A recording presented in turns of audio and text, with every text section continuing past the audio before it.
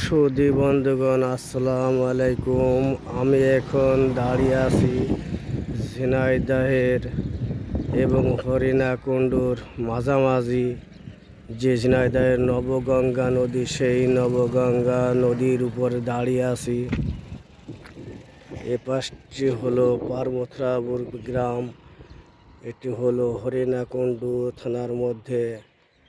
আর এই পাশটি হলো ঝিনাইদহের সদরের গিলাবাড়িয়া গ্রাম। এটা হলো নবগঙ্গা নদীর উপরে যে ব্রিজ, সেই ব্রিজটির উপর দাঁড়িয়ে আমি আজকের এই ব্লগ ভিডিওটি উপস্থাপন করছি। এটা হলো নবগঙ্গা নদী। যে নবগঙ্গা নদী ঝিনাইদহের ঐতিহ্যবাহী জায়গা, সেই নবগঙ্গা নদীর দৃশ্য আপনাদের সামনে উপস্থাপন করলাম। যে নবগঙ্গা নদীটি ঝিনাইদহ এবং হরিণাকুণ্ডুর মাঝামাঝি অবস্থিত। দেখুন, বর্ষাকালে নদীতে কত জল এবং মাছে ভরপুর।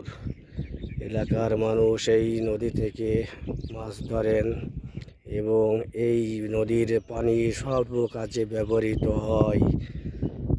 পাশেই আছে একটি ইটের ভাটা, যে ইটের ভাটাটি এই এলাকার একটি ঐতিহ্যবাহী জায়গা। ঝিনাইদহ জেলার সদর এবং হরিণাকুণ্ডুর মাঝামাঝি যে নবগঙ্গা নদী, সেই নবগঙ্গা নদীর সুন্দর একটি অপরূপ দৃশ্য আপনাদের সামনে তুলে ধরলাম। বন্ধুগণ, অবশ্যই ভালো লাগবে। ভালো লাগলে লাইক কমেন্টস করে আমাকে সাড়া দিবেন। বন্ধুগণ, একটি অপরূপ দৃশ্য, যে দৃশ্যটি না দেখলেই নয়।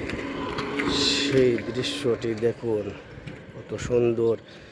নবগঙ্গা নদীর উপর যে ব্রিজটি এর মাঝে নির্মিত হয়েছে, সেই ব্রিজটির উপর দাঁড়িয়ে আপনাদের সামনে এই ভিডিওটি উপস্থাপন করলাম।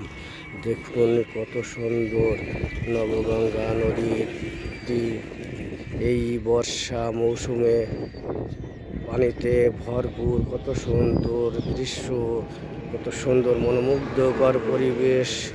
তাই আজ আপনাদের সামনে উপস্থাপন করলাম।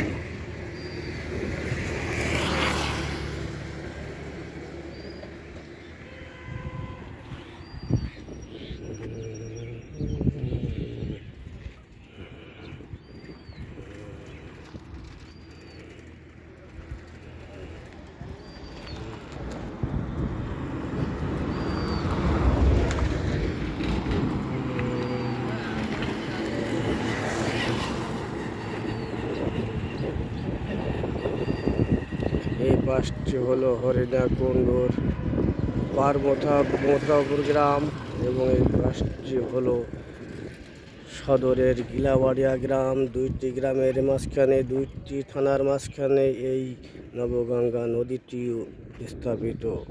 ধন্যবাদ সবাইকে। আসসালামু আলাইকুম ওয়া রাহমাতুল্লাহি ওয়া বারাকাতুহু।